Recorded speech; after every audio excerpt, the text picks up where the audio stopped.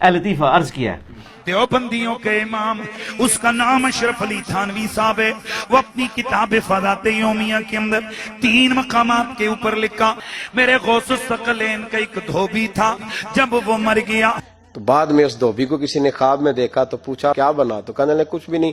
فرشتے نے آ کے پوچھا من ربو کا، رب کون ہے؟ تو میں نے کہا میں تو غوث پاک کا دھوبی ہوں. منکر نکیر آئے، انہوں نے آ کر سوال کیا مر ربو کا، کہنے لگا عبدالقادر جیلانی کا دھوبی ہوں. کہا ماں دینوں کا، تیرا دین کیا ہے؟ ارے کہا نا غوث پاک کا دھوبی ہو. پتہ نہیں آپ کو بھی اتنا ہی مزہ آ رہا ہے جتنا مجھے آ رہا ہے. پوچھا ماں کن تو تقولو بھی یک ہاتھ رجل، اونچی کہنے لگا اتنی پہچان بھی نہیں، گناہگار آدمی. حضور غوث پاک کے گھر سے کپڑے آتے تھے دھو دیتا تھا. حضور غوث پاک کا دھوبی ہوں، اتنی بات قبول ہو، بخش دو نہیں تو سزا دے دو. فرشتے حیران، یا اللہ کیسے بندے سے پالا پڑا، اونچی جو سوال کرتے گے جواب ایک ہی دیتا ہے کہ میں عبدالقادر جیلانی کا دھوبی ہوں. فرشتوں نے کہا مولا کس بندے کے پاس بھیج دیا؟ اب تک 2 ہی بندوں سے واسطہ پڑا، ایک وہابی اور ایک سنی. حضور غوث اعظم قبر میں آئے اور فرمانے لگے کیوں تنگ کرتے ہو میرے ماننے والے کو، اونچی کیوں تنگ کرتے ہو میرے، یہ کوئی لوارث ہے اس کو تنگ کر رہے ہو؟ فرماتے ہیں حضور غوث اعظم نے فرمایا مجھ سے پوچھو کیا پوچھنا ہے، مجھ سے پوچھو. فرشتے کہنے لگے ہم پوچھتے ہی نہیں، ہم پوچھتے ہی نہیں، عبدالقادر جانے اور خدا جانے. اور تانوں کھنگن نہیں دینا کسی نے. پتہ لگ جائے گا جو چمڑی لوے گی نا جڑے اس طرح دے بکواسات کرنے والے اور انہوں چھاپنے والے، تانوں کھنگن نہیں دینا کسی نے. جیسے ہی پوچھنا تھا وہ دھوبی جلال میں میں جب سے بول رہا ہوں مجھے نہیں معلوم، بس اتنا معلوم کہ غوث اعظم کا دھوبی ہوں، اتنا ہی معلوم کہ آگے کچھ نہیں معلوم، بس اب کچھ نہیں پوچھنا. یہ پاگل ہو گیا، باولا ہونے کی علامت ہے. چوتھا سوال ہے نہیں، ان لوگ پوچھتے نہیں، اس کا جلال دیکھ کے واپس چلے گئے نا. حکم ہوا، تھانوی صاحب لکھتے ہیں کہ حکم ہوا فرشتوں اسے جنت لے جاؤ اونچی کہ یہ میرے عبدالقادر جیلانی کا دھوبی ہے. پتہ نہیں آپ کو بھی اتنا ہی مزہ آ رہا ہے جتنا مجھے آ رہا ہے. رب کی بارگاہ سے حکم ہوا اے فرشتوں، وہ اگر ہمیں نہیں جانتا تو کیا ہوا، ہمارے محبوب غوث اعظم کو تو جانتا ہے. اس دھوبی کی بخشش ہو گئی، دھوبی کی بخشش ہو گئی. اونچی اس پر تھانوی صاحب لکھتے فرماتے کہ اس کی بخشش ہو گئی. اور کیوں ہوئی؟ کہتے ہیں کہ دھوبی کا بار بار یہ کہنا کہ غوث پاک کا دھوبی ہوں اس کی نسبت کے کبھی ہونے کی دلیل تھا.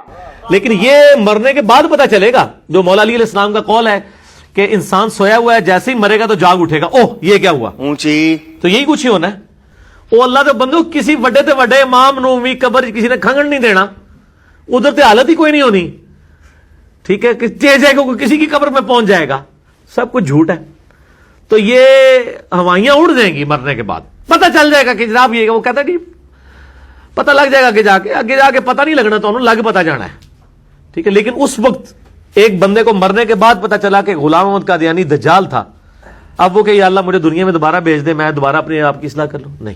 بخاری مسلم میں موجود ہے، میرا یوٹیوب پہ کلپ ہے، قبر میں 3 نہیں 4 سوال.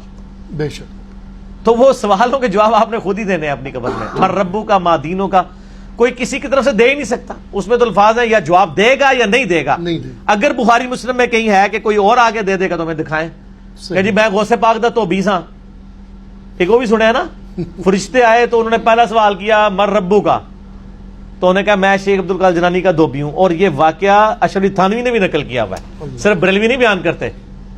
یہ پتہ نہیں کس نے کیمرہ بیچ میں فٹ کیا ہوا تھا. روایت کون کر رہا ہے؟ ماں دینوں کا دھوبی. کہتے ہیں جی 300 فرشتے پریشان، فرشتے نہیں کو پریشان ہونا ایک لائی ہے. بخاری مسلم میں الفاظ ہے جب تینوں سوالوں کے جواب نہیں ہوں گے نا تو فرشتے پوچھیں گے تو نے یہ سوالوں کے جواب کیوں نہیں ہے؟ وہ کہیں گے میں وہی کہتا تھا جو لوگ کہتے تھے. تو فرشتے کہیں گے تو نے خود علم حاصل کرنے کی ضرورت مطلب کیوں نہیں کوشش کی؟ پھر ایک گرز ماریں گے وہ زمین کے برابر ہو جائے گا. ٹھیک ہے نا، تو گرز مارن گے اللہ کو نہیں جاؤں گا نہیں. فرشتے اللہ کو ٹور گئی اللہ یہ کہڑا بندہ ہے. اوکھے ویلے بزرگ کام آتے ہیں. وہ بندہ تسی میرے والے کر دو نا، فرشتے تو چھڑ دو. فرشتے تو سرما بنا کے رکھ دیں گے ہوتا یار نہ کر. تو اللہ نے کہا نہیں ٹھیک ہے انہوں بخش دیتا گیا.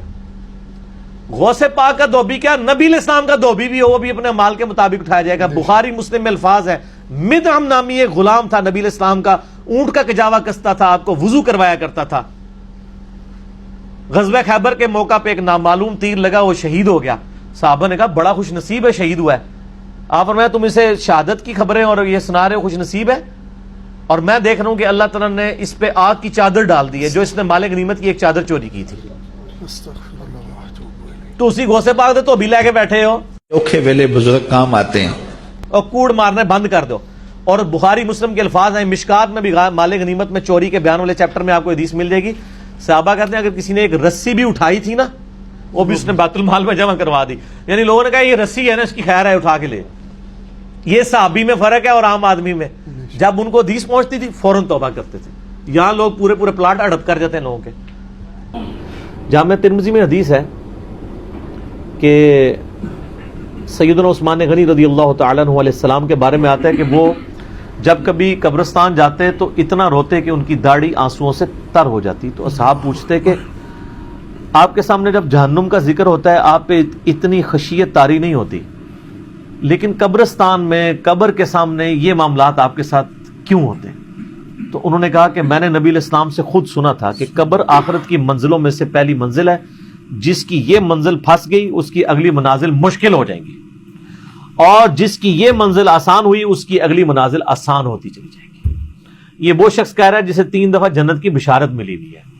ہمارے پاس کوئی جنت کا ٹکٹ نہیں ہے, اور ہماری بے پرواہی اپنے عروج کے اوپر ہے. اسی کو پنجابی میں کہا جاتا ہے نا, عقل نہ ہوئے تے موجیں ہی موجاں, عقل ہوئے تے سوچیں ہی سوچاں. جسے عقل نہیں ہوگی وہ موجیں مارے گا کیونکہ اسے پتہ نہیں ہے نا, لیکن جسے عقل ہوگی وہ سوچے گا کہ یار یہ معاملہ تو بڑا خطرناک ہونے والا ہے. صحیح بخاری میں حدیث ہے, نبی علیہ السلام نے فرمایا آپ ایک جگہ سے گزرے, کچھ اصحاب آپس میں یعنی ہنسی مذاق کرتے ہوئے ہنس رہے تھے, تو آپ کھڑے ہو گئے. آپ نے فرمایا جو کچھ میں جانتا ہوں نا, اگر تم جان لیتے تو بہت کم ہنستے, زیادہ رویا کرتے.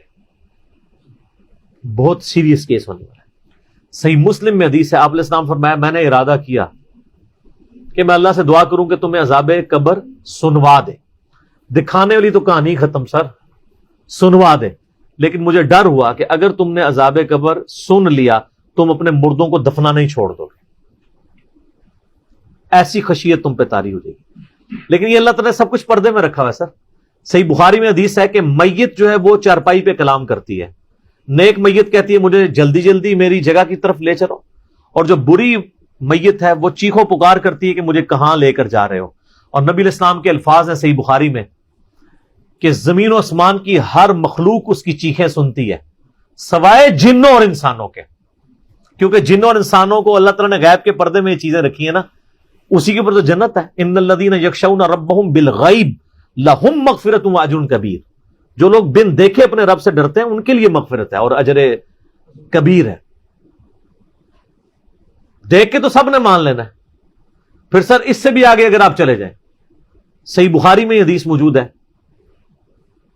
کہ جب میت کو سوالات کے جوابات نہیں آتے نا تو فرشتے اس سے پوچھتے ہیں کہ تجھے سوالات کے جوابات جو نہیں آئے یہ کیا معاملہ تیرے ساتھ ہوا؟